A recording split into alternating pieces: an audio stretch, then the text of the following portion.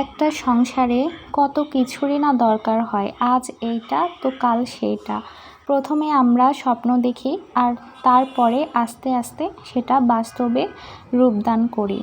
আসসালামু আলাইকুম, welcome to my page এবং ইউটিউব চ্যানেল। কেমন আছেন সবাই? আশা করছি সবাই অনেক ভালো আছেন।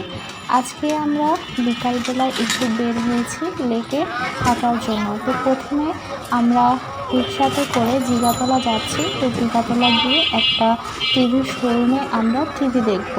তো বাসাতে সবসময় ল্যাপটপে বা ফোনে ভিডিও দেখতে ভালো লাগে না। টিভিটা অবশ্যই একটা বাসা বাড়ির জন্য খুবই একটা গুরুত্বপূর্ণ জিনিস। তো যাই হোক, কিছুদিন থেকে ভাবছি একটা টিভি কিনতে হবে। আস্তে ধীরে দেখছি মোটামুটি সব জায়গাতে।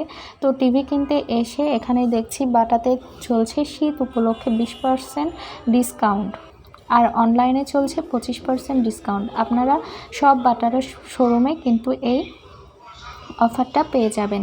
তো বাটা শোরুম থেকে আমরা চলে আসলাম টিভির শোরুমে। তো দেখতেই পাচ্ছেন যে কত বড় একটা টিভি। আমার তো খুবই ভালো লেগেছে, কিন্তু বাসাতে এত বড় টিভি না রাখাটাই ভালো। তো আমরা মূলত 43 ইঞ্চির টিভিটা পছন্দ করেছি।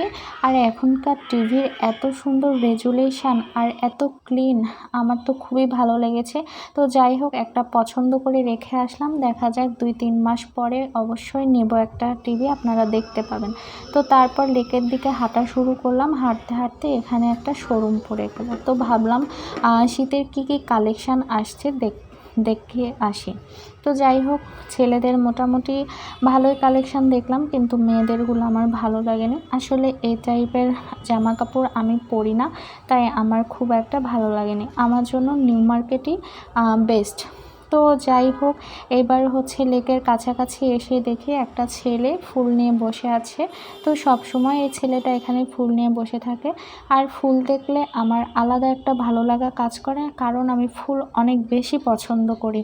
তারপর এখানে একটা চাচা পাশে বাদাম বিক্রি করে। তো যখনই আমরা লেকে আসি, চাচার কাছ থেকে বাদাম নিয়ে বা বুট নিয়ে খেতে খেতে লেকের মধ্যে যাই। তো দেখতেই পাচ্ছেন যে কতটা অন্ধকার ঘুটঘুটে পরিবেশ। তো সমস্যা নেই, একটু সামনে গেলে আবার লাইট। তো আমরা মুক্ত মঞ্চের কাছে আসতেই দেখি দুইটা ভাইয়া বড়শি দিয়ে অনেক বড় বড় মাছ ধরেছে। তো অলরেডি ব্যাগের মধ্যে 3টা বা 4টা ঢুকানো হয়ে গেছে, আর লাস্ট এটা। তো দেখতেই পাচ্ছেন যে মাছটা কত বড়। তো আশা করি খেতেও অনেক মজা লাগবে। তো যাই হোক, মাছ টাছ দেখে আমরা চলে আসলাম চা খেতে। তো এখানে আসলে আপনাদের ভাইয়ার চা খেতেই হবে। তো দেখুন এখানে কোন চা কত টাকা দিয়ে বিক্রি হয়।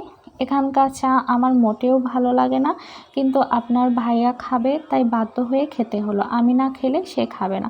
যাই হোক, আজকের মতো এখানেই বিদায় নিচ্ছি। আল্লাহ হাফেজ।